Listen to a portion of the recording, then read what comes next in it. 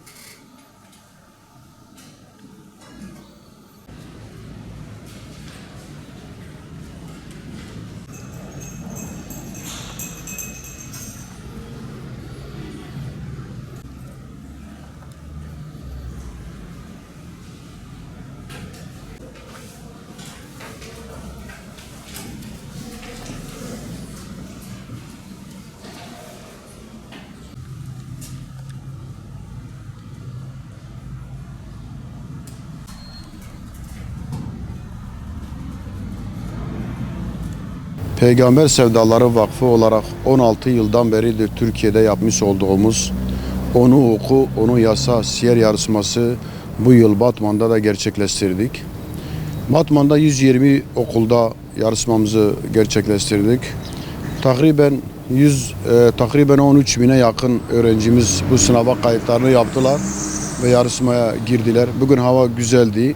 Öğrencilerimiz bundan 3 ay 4 ay önce kitaplarını aldılar. Elhamdülillah kitaplarını okudular. Bugün de yarışmaya geldiler. Herhangi bir sıkıntı yaşanmadan sınavımız sonuçlandı.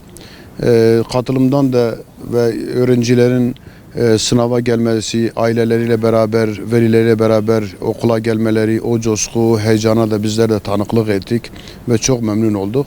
İnşallah yarışmamız bu şekilde yıllarca devam edecek ve her yıl gittikçe öğrencilerimiz ve vatandaşlarımız inşallah katılımıyla katlanarak devam edecektir diye düşünüyoruz. Peygamber Sevdaları Vakfı olarak bizim birinci önceliğimiz öğrencilerimize kitap okutmaktır. Okumaların en güzeli olan Peygamber Aleyhisselatü Vesselam'ın hayatını okutmaktır ki malumdur günümüzde gerçekten öğrencilerimiz, kardeşlerimiz, çocuklarımız dışarıda büyük tehlikeler bekler. Hayatını okuyarak bu tehlikelerden kendilerini inşallah koruyacaklar. Bundan dolayı özellikle bizler kitap okutmak için elimizden gelen tüm çabayı yapıyoruz. Malum 16 yıldan beridir Türkiye genelinde milyonlarca kişiye Peygamberimizin hayatını okuttuk ve okutmaya da devam ediyoruz. Şiir yarışmasında özellikle manevi olarak bizler hep diyoruz ya kaybedeni olmayan yarışma. Niçin kaybedeni olmayan yarışma diyoruz buna? Çünkü zaten Peygamberimizin hayatını okuyan, hayatını öğrenen, hayatını ona göre idame eden insanlar için kazanmış oluyorlar.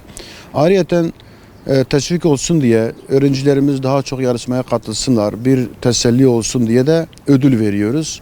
Malum bu sene 5 öğrencimizi, 5 katılımcımızı Ömre'ye göndereceğiz. Bunun yanında binlerce bilgisayar, laptop gibi, ondan sonra drone'dur, ondan sonra bisiklettir, yarım altın, tam altın ve çeyrek altın olmak üzere yüzlerce de ödül vereceğiz onlara. Şimdiden tüm öğrencilerimizden Allah razı olsun diyoruz. Allahu Teala onları Peygamberimizin hayatını okuyan ve yasayan nesillerden eylesin inşallah.